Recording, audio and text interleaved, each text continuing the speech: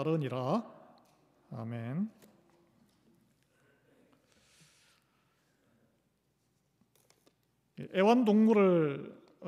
애완동물로 닭을 기르는 사람이 있었다고 합니다. 그런데 날씨가 겨울 되면 춥잖아요. 닭에게 예쁜 털옷을 만들어서 이렇게 입혔어요. 그런데 옷이 너무 작았는지 닭이 이렇게 주인에게 말했답니다. 꼭 끼요. 무슨 말씀인지 아시죠? 제가 왜 이런 썰렁한 농담을 하냐 하면, 제가 오늘 콩떡같이 말씀을 전해도 여러분은 찰떡같이 알아듣는 은혜가 임하기를 예수 그리스도 이름으로 축원합니다.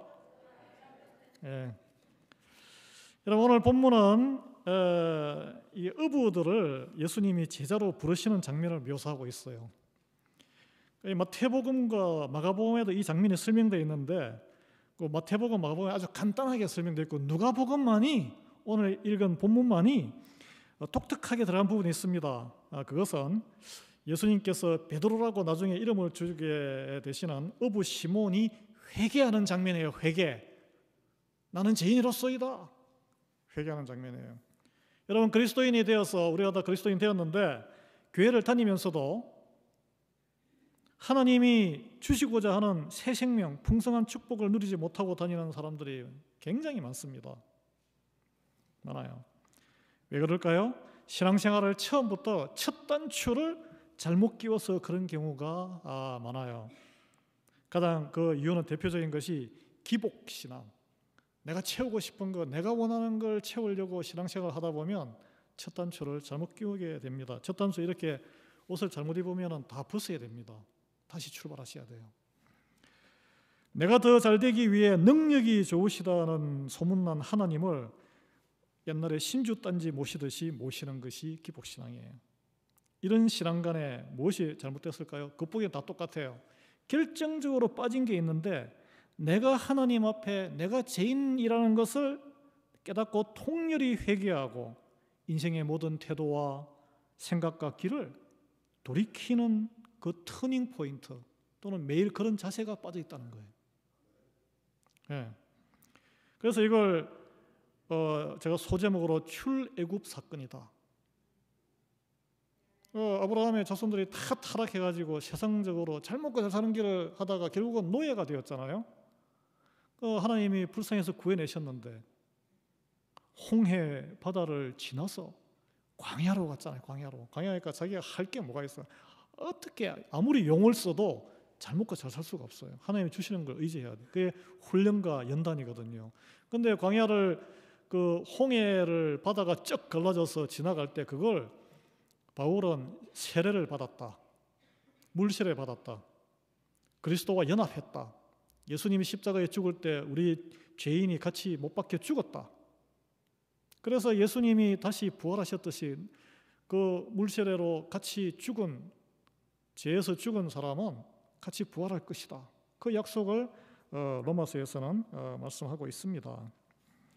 그런데 여러분, 오늘 이 본문은 여러분 이제 한번 내가 회개를 했나, 통렬하게 내가 죄인이라는 것을 지금도 깨닫고 있나, 이런 걸 한번 같이 생각하면서 들었으면 좋겠어요. 오늘 본문이 좀 특이하게 시작합니다. 무리가 몰려와서, 이렇게 무리란 것은 이름이 없는, 이름을 말할 필요조차 없는 대중을 이야기해요. The crowd. 많은 사람이 먼저 등장합니다. 그런데 이들이 온 이유는 뭘까요?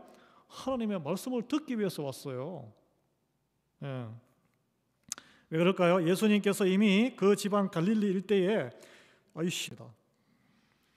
안식일마다, 요즘 치면은 우리 기독교 치면은 이렇게 주일이죠. 와서 말씀을 새로운 해석으로 선포하고, 그래서 기존의 유대 지도자들과는 다른 능력 있는 말씀을 선포해서 기존 종교인들에게는 질투와 경계의 대상이 되었고, 영적으로 목말라 있던 사람들에게는 한 줄기 생수를 마시는 듯한, 그러니까 막 설교가 뛰어나다, 설교만 잘하는 게 아니고 그 사람은 치유 능력도 있대, 기도 받으면 병이 다 고쳐진대. 그러니까 사람들이 막 구름대처럼 몰려오죠. 그래서 귀신 들린 사람, 그러니까 정신이 오락가락하는 사람도 치유를 받았고, 실제로 아픈 사람도 질병이 치유되었습니다. 정상이 회복됐어요. 그뿐 아니에요. 그러면 몰려온 사람들 이렇게 의장관리하듯이 대형교회 만들어서 영향력 행사하면서 지낸 게 아니고, 마을을 다니면서 전도와 선교 내가 가야 하느니라. 막 저 갈릴리 호수를 건너서 그 무덤에 사는 광인도 만나고 그런 모습을 보니까 존경심이 나오지 않겠어요? 전도와 선교의 열정까지 넘쳤습니다. 사람들이 말렸어요. 아니 이렇게 많이 당신을 반겨주는데 여기 좀 머물면서 말씀을 계속 선포하시지 왜 돌아다니세요? 아니야, 나는 다녀야 돼. 그렇게 성경에 나옵니다. 그래서 이런 새로운 모습의 권능을 보이는 예수님에게 많은 사람이 매료되었고 그래서 많은 무리들이 예수님을 따라다녔는데 오늘 말씀이 이렇게 무리가 몰려와서 하나님의 말씀을 들을새 예수는 게네사렛 호숫가에 서서 호숫가에 배 두 척이 있는 것을 보시니 이렇게 말씀이 시작되는데 이 무리들 예수님께서 하시는 하나님의 말씀을 사모했습니다. 예수님이 이렇게 하시는 병치유와 귀신 쫓는 것을 보고 놀라워했습니다. 감탄했어요. 감탄하면 찬양하게 되죠. 입소문을 퍼뜨립니다. 그런데 그것으로 그들은 끝이었어요.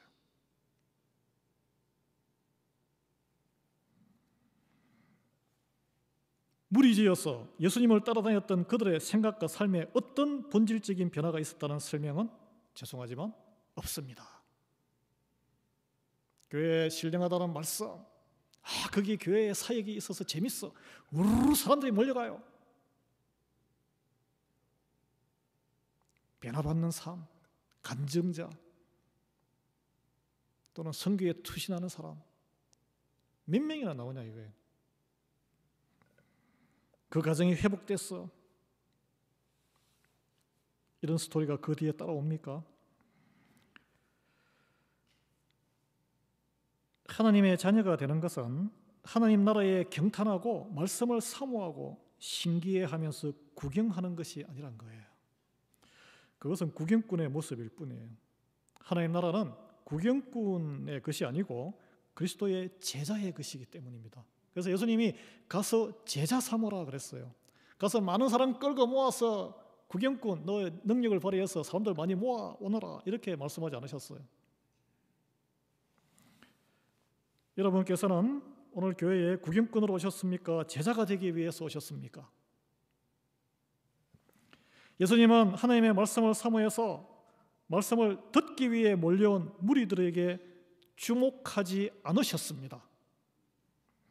자기들의 필요를 채우기 위해 예수님의 능력만이 필요했던 그들의 진짜 속셈을 아셨기 때문에 그들은 마음이 겸손하지도 간절하지도 가난하지도 않은 사람들이었기 때문입니다. 그냥 새로운 뭔가 있으니까 우르르 몰려온 거예요.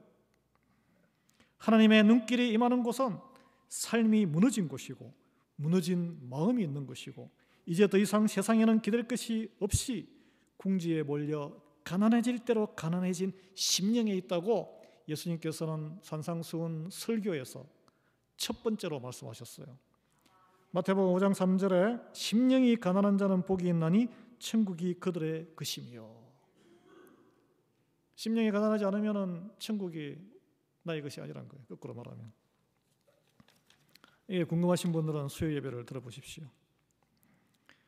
예수님의 눈길은 몰려온 무리에게서 떠났습니다. 게네사렛 호수, 갈릴리 바다를 말합니다. 그 배 두 척이 있었는데 그곳을 향해서 그곳에서 나와서 그물을 씻고 있는 어부들을 향했습니다. 그들은 회당에서 듣지 못했던 신령하다는 예수님의 말씀을 직접 들으면서 자기들의 높은 길을 더 높이고 만족시키고자 몰려온 사람들, 그들을 멀리서 구경하던 사람들이에요. 생업인 물고기를 전혀 잡지 못해서 당장 가족을 부양할 수 없을 지경에 처한 사람들, 오늘 그 말씀으로 미루어 짐작할 수 있어요. 로마 자기가 배가 있기 때문에 세금을 내야 되잖아. 프로퍼티 텍스. 로마 당국에 밀린 세금을 못 내면 생계수단인 배를 차압당할 위기에 느낄 정도였습니다. 이건 절망적인 상태예요. 그들 가운데 어부 시몬이 있었어요. 이 어부 시몬은 예수님을 이미 경험한 사람이에요. 왜냐하면 오늘 본문 전에 보면 그 가버나움에 있는 집에, 갈릴리 바다 옆에 그 집에 예수님께서 시몬의 집에 들어와서 열병을 앓고 있던 장모를 직접 낫게 해줬다. 이게 아마 며칠 전의 사건일 거예요. 그럼에도 불구하고 시몬은 예수님의 그런 능력을 경험했지만 당장 먹고 사는 일이 더 시급했습니다. 그런 정황을 우리가 보고 있습니다. 그러니까 예수님께서는 이런 절망적인 상황에 빠져 있는 어부 시몬을 아시는 거죠. 그리고 먼저 다가오셨습니다. 시몬이 예수님을 찾아가지 않았어요. 예수님이 먼저 시몬에게, 절망에 빠진 거기서 헤매고 있는 시몬에게 가셨는데, 특이한 것은 내가 너 배를 좀 이용해야 되겠다, 써야 되겠다, 아니 빨리 그물을 고쳐서 빨리 가서 물고기를 잡히든 안 잡히든 안간힘을 써야 되는데 엉뚱한 한가한 일에, 아무 도움이 안 되는 일에 배를 써야 되겠다니, 이게 황당한 일이잖아요. 사정이 급한 사람한테 가서 부탁을 하는 거예요. 지금 예수님이 신세를 지른 거예요. 그런데 시몬이 또 그걸 허락을 해요. 이게 참 신기한 일이에요. 저는 이걸 보면서 우리 구약에 보면 엘리야 선지자가 배가 고파서 뭐 어디 가서, 선지자니까 자기가 일을 하겠어요? 어디 가서 누구의 접대를 받아야 되잖아. 근데 하나님께서 곧 굶어 죽을 과부한테 가라는, 과부한테 떡 한 조각 빚어가지고 남은 그 밀가루로 빚어서 자기 아들 주고 자기 먹고 이제 죽으려고 하는데 그 집에 가서 얻어먹으란 거예요. 이게 얼마나 이거 비인간적이에요. 좀 넉넉한 집에 가서 하나님 나라를 위해서 좀 섬기세요, 이렇게 할 수 있는데 굳이 곧 굶어 죽을 사람 집에 가서 야박하게. 근데 이걸 또 순종했어요, 엘리야가. 가서 갔더니 또 그 가부가 이거 먹고 주거나 그냥 주거나 그냥 하나님 사자나 접대하고 죽자. 뭐 그 뒤에 이제 기적이 일어나죠. 주님과 주님을 영접하는 것은 나의 세상적인 환경과 상황과는 아무 관계 없다는 거예요. 그거는 믿음 때문에 가능한 이야기입니다. 내가 넉넉해서 교회를 섬기고 하는 게 아니란 거예요, 여러분. 이거 착각하시면 안 됩니다. 그 성경은 그걸 말하고 있습니다. 시몬이 지금 뭐 어느 청년 선지자가 와서 배 좀 쓰자 하는데 그걸 배를 제공하고 싶은 정신이 있었겠어요. 예수께서 3절에 보면 한 배에 오르시니 그 배는 시몬의 배라, 육지에서 조금 떼기를 청하시고 앉아서 배에서 무리를 가르치시더니, 자기와는 상관없는 일을 하고 계시는 거예요. 뭐 가르치고 한가하네 이렇게 생각할 수 있어요. 4절에 말씀을 마치시고 시몬에게 이르시되 깊은 데로 가서 그물을 내려 고기를 잡으라. 여러분 맨날 듣는 이야기니까 좀 그런데 저는 이 상황이 좀 이해가 되지 않습니다. 이상하지 않습니까? 말씀을 가르쳤으면 가르친 대상에게 너 오늘 너의 말씀 어떻게 생각해? 이렇게 살 수 있어? 너 생각은 어때? 이렇게 대화를 하는 게 정상적인 다음 전개 방법인데 전혀 엉뚱한 그 말씀을 선포한 대상도 아닌 시몬에게 갑자기 말씀과는 전혀 상관없을 것 같은, 가서 너 물고기 저 깊은 데 가서 한번 잡아봐. 이게 정상적인 대화가 아니란 거예요. 예수님께서 어떤 말씀을 무리에게 하셨는지는 나오지 않습니다. 그리고 시몬이 예수님의 그 말씀에 귀를 기울이고 집중했는지도 나오지 않아요. 그러나 정황상 추정 가능한 것은 예수님이 무리들에게 설교를 하셨는데 그 설교 장소로 시몬의 배를 사용하셨기 때문에 시몬이 배를 지었을 거 아니에요. 이렇게 시몬도 옆에서 기동량으로 말씀을 듣지 않았을까? 듣지 않았을까? 시몬은 말씀을 듣고자 했던 그 무리에 포함되어 있지 않았습니다. 말씀이, 예수님이 시몬을 먼저 찾아갔어요. 하나님의 말씀이 우리를 먼저 찾아옵니다. 여러분 스스로 이렇게 온 것 같지만은 말씀이 먼저 찾아왔기 때문에 오늘날까지 우리가 여기 있게 된 거예요. 그리고 시몬은 자기도 모르게 영접한 거예요. 자기 환경을 뛰어넘어서 영접한 겁니다. 말씀을 영접한 거예요. 한 영혼을 구원하기 위한 계획은 이미 창세 이전에 하나님께서 다 만들어 놓으셨음을 믿으시기 바랍니다. 여러분 이 세상을 창조하기 전에 하나님께서 우리의 영혼을 다 생각하시고 다 구원 계획을 다 짜놓으신 거예요. 그걸 믿으셔야 돼요. 그래서 그럴 때에 우리는 흔들리고 쓰러져도 주님을 붙잡고 승리할 수 있습니다. 예수님은 또 말씀드리면 말씀을 들어온 무리보다도 시몬의 영혼을 구원하기 위해서 시몬에게 찾아오신 거예요. 무리를 향해 말씀을 선포했지만 그 말씀의 씨앗은 어디에 떨어졌습니까? 밤이 새도록 물고기를 잡지 못해 낮아질 대로 낮아진 자존감과 절망 가운데 있던 시몬에게 귀가 열려서 떨어진 거예요. 그렇지 않으면 배를 왜 탑니까? 바쁜데 저리 가세요. 그렇게 반응하는 거예요. 여러분, 하나님의 은혜는 육의 소망이 다 사라진 다음에야 영의 소망으로 씨앗이 되어 시작됩니다. 육이 죽어야 영이 살아나는 거예요.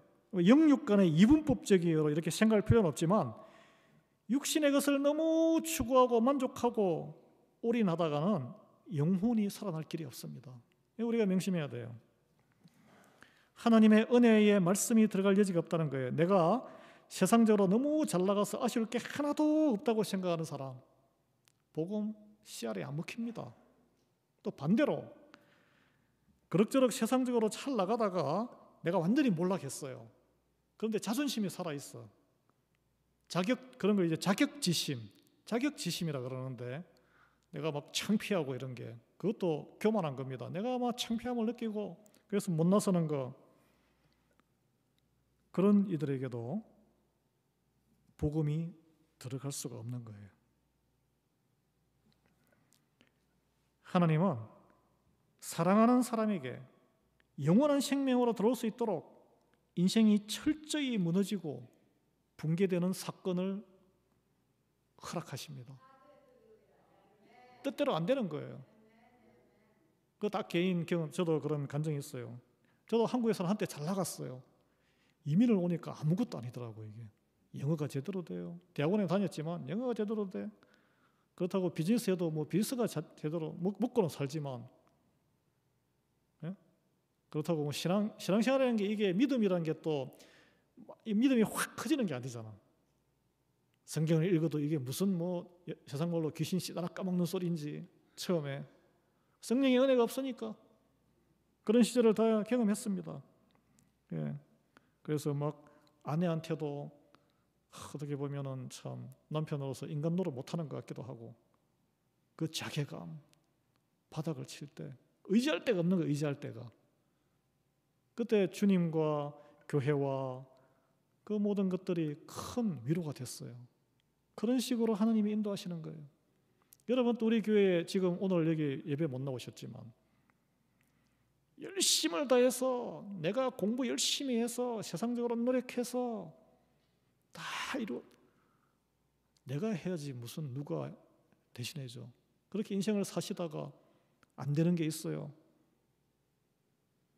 세상에 의사하고 교수하고 학벌 좋고 다 자녀 잘 돼도 연세가 드시면 건강 끝까지 유지 못합니다. 내 손으로 안 되는 게 있구나. 80 넘으셔서 세례 받으신 분도 있잖아요. 그걸 그때 한국 선언하고 우리 교회 간증이잖아요. 마지막으로 결정판이 뭔지 압니까? 사망이에요. 사망, 죽음. 슈퍼맨도 죽습니다. 그 사망을 정복하고 다시 부활로 보여주시고 약속해 주시고, 그 예수 그리스도 믿는 믿음으로 우리가 그렇게 될 수 있다는 거 아니에요. 그 죽음을 진지하게 생각하면은 하나님이 붙든 인생은 믿음의 세계로 들어올 수밖에 없다는 거예요. 저는 그런 모든 여러분들이 아직 믿지 않는 분들이 그런 은혜를 있기를 예수 그리스도의 이름으로 축원합니다. 이 시몬이 뭐 옆에서 기적도 보고 다 했지만 아직까지 자기의 그 삶 속에 매몰되어 있었어요. 가장이기 때문에 이해가 돼요. 그런데 하나님께서 창세 이전부터 시몬을 사랑하시고 그를 구원하기 위해서 특별한 계획을 펼치신 거예요. 밤새 한 마리도 고기를 못 잡고 그냥 흉작하는 그런 특별한 날, 뭐 몇 날이나 그랬는지 모르지만 고통의 계절을 준비하신 거예요. 이제 빼도 박도 못하도록. 그래서 예수님을 쉽게 영접하도록 하나님이 길을 쫙 닦으신 거예요. 여러분, 우리 인생에 안 좋은 일, 그리스도인이 되어도 안 좋은 일을 계속 일어날 수 있습니다. 그럴 때 우리는 깨달아야 돼요. 하나님께서 나를 부르는 소리구나. 나를 더 믿음을 키우기 위해서 연단시키시는구나. 이렇게 깨달으셔야 한다는 거예요. 예. 오늘 보면은 자기가 참견을 받았는데 물고기 잡는 일에 참견을 받았습니다. 근데 딱 보니까 자기보다 어린 청년이고 나사렛 산골짜기, 그 바다도 아니고 산골짜기 호수도 없는 나사렛 출신이고 또 이야기 들어보니까 목수 출신이에요. 아예 완전히 맥락이 없는 조언이잖아요. 깊은 곳에 가서 그물을 다시 내려서 잡아보라.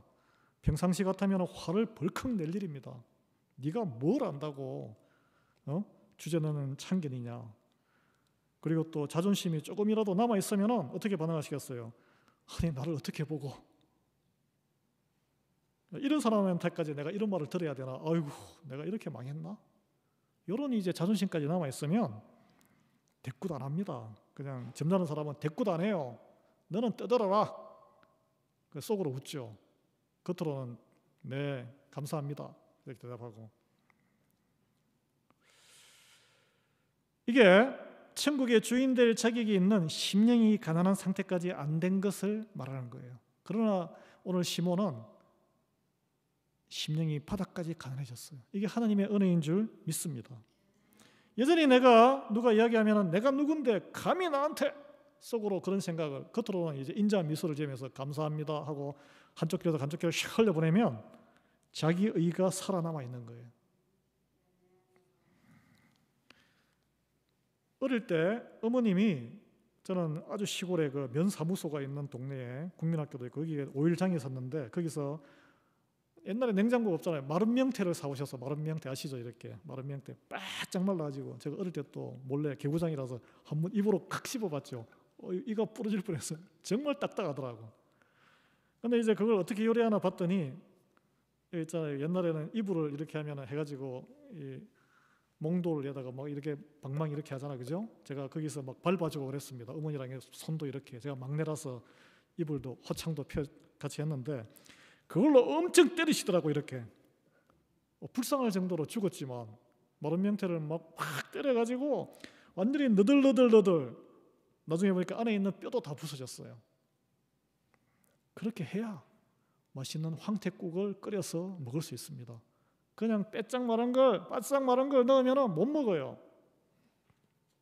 우리 영혼은 하나님의 말씀을 아무리 많이 들어도 딱딱한 마른 명태처럼 예수님이 쓰실 수 없습니다.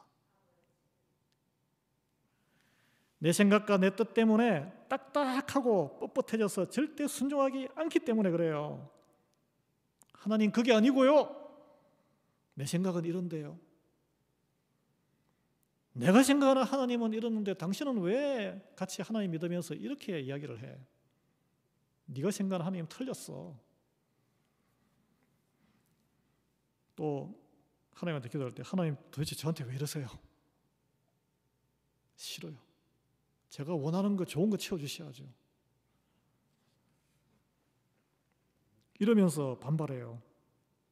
그래서 하나님은 우리에게 어려운 환경이라는 방망이로 우리를 먼저 두들겨서 우리가 다 먼저 포기하게 하시는 거예요.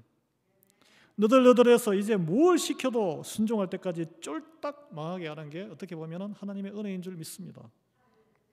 교회도 마찬가지예요. 불순물을 이렇게 제거할 때 펄펄 끓는 물에 근데 흐물흐물해질 때까지 불을 떼요. 그러면 안에 있는 게 싹 빠지고 정금으로 나오는 거예요.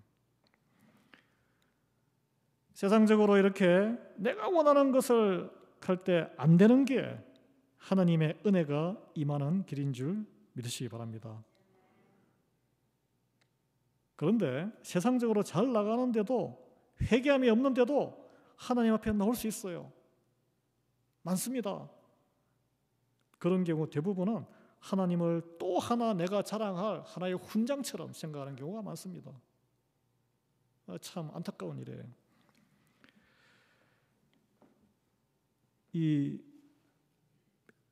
시몬이 어부 전문가가 엉뚱한 사람에게 황당한 조언을 해도 순순히 받아들이는,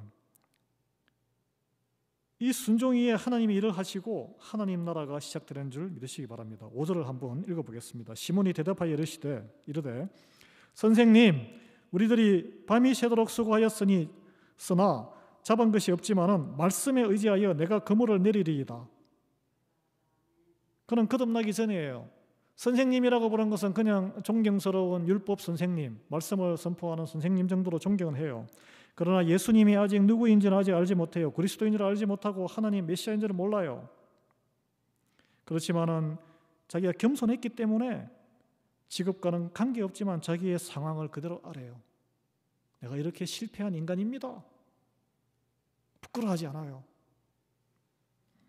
밤새 수고했지만 잡은 것이 없습니다. 제가 이쪽에 완전 전문가인데 완전히 이런 실패를 맛보고 있어요. 말씀에 의지해서. 그럼에도 불구하고 말씀에 의지해서 내가 순종하겠다. 당신 말 한번 들어보겠습니다. 이 겸손한 거 아니겠습니까? 이것이 하나님 보시기에 믿음의 반응 아닌가요? 우리는 각자의 사정이 다 있습니다. 그 사정을 알아요. 옆 사람에게 이야기할 수 있어요. 부끄러운 게 아니에요. 시몬은 자기의 기막힌 사정을 핑계로 삼아서 예수님 말씀을 거절하지 않았습니다. 말씀에 의지해서 내가 그물을 한번 내려볼게요. 어떻게 보면 밤새 헛수고했는데 헛수고 한 번 더 한들 무슨 큰 손해볼 게 있겠나. 이런 자포자기였을까요? 자존심 상하는 일일 수도 있습니다. 밤새 잠을 안 잤는데 또 내가 이걸 엉뚱한 사람 말을 들어서 하면 이거 얼마나 피곤한 일이에요. 귀찮은 일이에요. 큰 일이에요 라고 생각할 수 있어요. 계산할 수도 있어요. 주일 예배를 꼭 지키는 일, 11조를 포함해서 헌금을 왜 꼭 해야 되지? 왜 구제하는 활동에 참여해야 되지? 우리 교회랑 뭐 미국 장로교하고 무슨 상관이 있지? 우리가 왜 거기에 참여해야 되지? 교회 안에서 왜 또 굳이 교회 이름으로 함께 봉사를 하고 팀을 이뤄서 함께 일을 해야 되지? 왜 전도를 해야 돼? 자기 알아서 뭐 다 요즘 설교가 넘치는데 알아서 자기가 믿는 거지. 내가 굳이 수고 들이면서 왜 전도해야 돼? 뭐 이유는 많아요. 그냥 성경은 그걸 하라 그래요. 말씀은 우리의 영혼을 구원받기 위해서 하라는 거예요. 생각의 자유는 있죠. 예수님은 그걸 힘써 하시라고 말씀하셨어요. 근데 굳이 왜 내가 해야 돼? 알아주는 일도 아닌데, 나는 나대로 바쁜 일 많은데, 그리고 누가 옆에서 이런 거 하라고 건면하면은 에이 주제넘게 니나 잘하세요. 이렇게 생각하지 않습니까? 그리고 또 한편으로는 그동안 뭐 해오지도 않았는데 내 인생에 별일 없었잖아. 또는 나도 한때 열심히 해왔는데 뭐 안 해도 하는 거나 안 하는 거나 내 인생에 별 차이 없던데. 우리가 보통 이렇게 생각을 합니다. 그러나 중요한 것은 오늘 이 본문을 통해서 이래도 되고 저래도 돼요. 시몬이 뭐 말을 들어도 되고 안 들어도 되고, 예수님 그러면 다른 배로 가실 수도 있겠죠. 중요한 것은 주님이 원하시는 것이 무엇이냐, 시키는 것이 무엇이냐를 듣고 순종하는 거라는 거예요. 어떤 핑계든지 안 하는 거는 안 하는 거예요. 안 하는 거잖아, 결과가. 그날 시몬이 주님의 말씀대로 배를 내어주지도 않고 그물을 내리지도 않았다면 어떤 일이 있었을까요? 이제 베드로는 없는 거죠. 시몬으로 영원히 기록 남는 거죠. 어부가 시몬, 기록도 안 남습니다. 어쨌든 그는 어떤 연유인지 말을 들었고 밤새 물고기를 잡지 못했지만 그물이 찢어질 정도로 고기가 많이 잡히게 되는 기적을 경험하게 되었어요. 그 이유는 6절에 딱 첫 구절에 나옵니다. 그렇게 하니, 이 작은 말 그렇게 하니, 많은 이유가 있어요. 그렇게 하지 않을 많은 이유가 있습니다. 나에게도, 저에게도, 여러분에게도 그렇게 하지 않을 많은 이유들이 있습니다. 천만 가지, 수억 가지 이유가 있어요. 그걸 다 접고 그렇게 하니, 한번 같이 해볼까요? 말씀해볼까요? 그렇게 하니. 여러분 자녀들에게 무슨 뭐 심부름이나 무슨 건면을 할 때 자녀가 그렇게 하면 흡족하시죠? 제가 나를 존중하는구나. 예수님이 말씀하신 대로 시키는 대로 하는 거예요. 그렇게 하니, 예수님이 시키는 대로 할 때 예수님의 계획과 권능과 결과가 나타나는 것입니다. 그렇게 하지 않을 이유는 너무나 많아요. 내가 생각하는 대로 내 경험과 지식과 계획이 시키는 대로 하면 무엇이 나타납니까? 나의 능력과 나의 열매와 나의 계획과 그 안에 실패와 성공이 나타나는 거예요. 그럼 누구의 공적이에요? 나의 공적입니다. 내가 잘해서, 잘되면 내가 잘해서, 못되면은 엉뚱한 다른 사람들이 재수가 없어서 다른 사람들이 방해를 해서 되는 거예요. 내 탓이 아니고. 모든 것이 나의 계획, 능력 또는 인간의 능력과 계획 안에 있으면은 그건 하나님도 아니고 예수님도 아니죠. 그 하나님의 존재를 부인하는 것입니다. 우리가 그 능력을 진단하고 통제할 수 있는 수준이면 그거는 세상에 돈 주고 고용하는 직원 수준이에요. 그렇잖아요. 내가 통제하고 내 시키는 대로 하고 내가 원하는 것을 받아주면 내가 뭔가 대가를 주고 그건 직원이죠. 직원. 하나님은 직원이 아니란 거예요. 하나님은 나의 인플로이가 아닙니다. 그렇다고 우리가 하나님의 인플로이도 아닌 거예요. 혹시 여러분 가운데 하나님과 예수님을 가게 직원 수준으로 고용하고 싶으신 분 계십니까? 아니면은 나의 능력과 우리의 생각을 뛰어넘는 예수님의 능력을 경험하기를 사모하십니까? 시몬이 예수님의 말씀에 의지해서 그렇게 하니 상상할 수 없는 결과가 눈앞에 왔어요. 그물이 찢어질 정도로 많이 잡혔고 혼자서 감당하기 힘들게 되었고 다른 배들에 있는 동무들에게 도와달라고 요청할 정도가 많았고 또 자기 배를 채우고 다른 배도 채우고 배가 물에 잠길 정도였습니다. 나만 사는 게 아니라 다른 사람까지 같이 살리는 결과를 초래했다는 것이죠.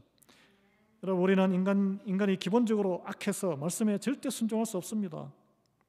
우리가 순종하지 못하기 때문에 우리 인생에 가끔씩 하나님의 능력과 기적을 경험하게 하는데 우리 교회 역사도 그런 과정에 있는 줄 저는 믿습니다. 내가 감을 알고 내 자아를 비울 때 베드로처럼 우리는 그렇게 하는 반응이 그때 나오는 거예요. 그래서 한 번의 순종으로 엄청난 경험을 하게 된 이 시몬 베드로. 근데 그 후에 그의 반응이 완전히 우리의 상상을 깨는 거예요. 여러분, 이런 경험을 했으면 어떤 반응이 나오겠습니까? 그 사람하고 동업을 하든지 그 사람을 직원으로 빨리 스카우트를 해야죠. 비즈니스 하시는 분 알 거예요. 엄청난 능력자가 있으면 동업을 하든지 파트너십을 맺든지 직원으로 고용해야 됩니다.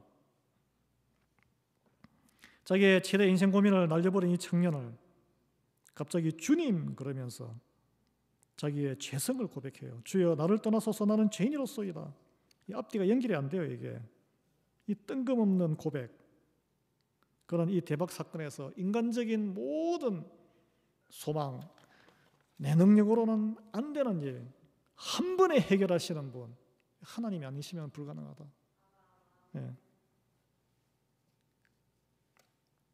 이 사건으로 그는 홍해 바다를 건넜습니다. 그래서 선생님에서 주여라고 바뀌잖아요. 여러분, 예수님을 이렇게 만나고 알게 되면 하나님을 알게 되고 하나님을 경험하게 됩니다. 예수님 말씀에 마음을 비우고 그냥 그렇게 한이로 따르면 예수님의 능력을 경험하는 인생이 되는 거예요. 저는 저와 여러분이 우리 교회가 그렇게 한이 이 말씀 하나를 붙들고 예수님의 능력을 경험하는 저와 여러분 되기를 예수 이름으로 축원합니다. 자기가 그렇게 매달리던 만선의 꿈 너무 허망하게 이루어지는 거예요. 이루고 보니까 또 아무것도 아니거든. 아무것도 아닌 거예요. 그래서 그때 세상 소망에만 매달리던 자기 인생의 허탄함, 내가 이게 이렇게 한순간에 이룬 건 다른 힘으로 내가 노력하지 않았는데 이룬 걸 내가 이걸 왜 이걸 여기에 메어가지고 여기에 놓여 살면 내 인생이 너무 허탄하다. 자기의 죄의 깊은 뿌리를 보게 된 거예요. 우리가 세상적으로 간절히 원하는 게 있어요. 본인과 자녀의 합격, 성진을 원하고 취직을 원하고 더 사업이 잘 되는 걸 원하고 더 큰 집을 원하고 더 좋은 차를 원하고 더 멋있고 젊고 예쁜 몸을 원하고 가장 원하는 것은 더 많은 돈을 원하지 않습니까? 이런 거 있으면 더 행복할 것 같죠? 목말라 하고 그러다 인생을 다 거기 쏟아넣습니다. 그런데 그 안에 평안이 있습니까? 영원한 생명이 있습니까? 다 놔두고 가야 돼요. 그래서 로마서 8장 5절 6절에 육신을 따르는 자는 육신의 일을, 영에 따르는 자는 영의 일을 생각하니 육신의 생각은 사망이요 영의 생각은 생명과 평안이라고 했습니다. 우리는 세상 결핍과 성공의 노예로 살아온 허탄한 인생의 이 재성을 들여다봐야 되는 거예요. 주님의 은혜가 임할 때 우리 오늘 시몬 베드로처럼 주여 하면서 내가 100% 죄인입니다. 그럴 때 주님을 온전히 따라가는 이 제자된 삶, 세상의 이것저것에 휩쓸려서 괴로워하는 그 삶에서 자유로울 수 있는 저와 여러분 되기를 예수 그리스도의 이름으로 축원합니다. 그래서 이번 한 주간도 내가 죄인이다, 내 속에 있는 이 욕망과 내가 원하는 것들의 실체가 무엇인가 주님 보게 해 주시옵소서. 그런 신앙 고백의 마음으로 주님 말씀에 그렇게 하니 준행해서 주님의 능력이 임하는 저와 여러분 되기를 예수 그리스도로